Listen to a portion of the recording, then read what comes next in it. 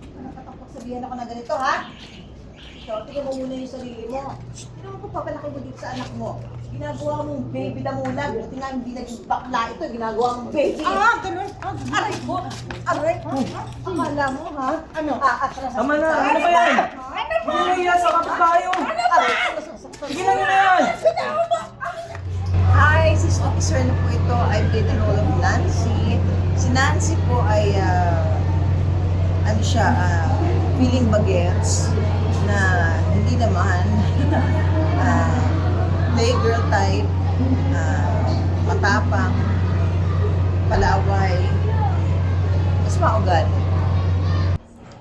Baby, parang may napapansin ko ha. Hindi ko umiinom ha. Inom na, baby, please. Para sa akin, baby. Ayun na.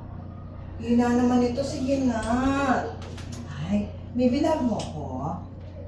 Sige na, inom na, baby.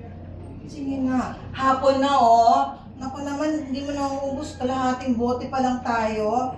Ang hina mo naman. Ano ka ba? Olats ka ba?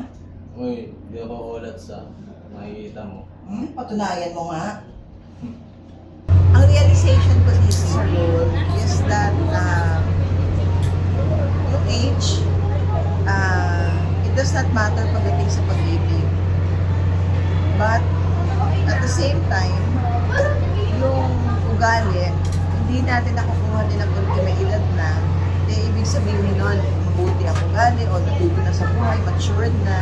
Hindi, it's not in the age, it's in the character of the person, regardless of age.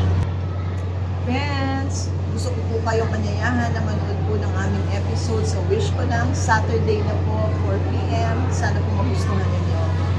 Thank you. Susunod sana po. I love you.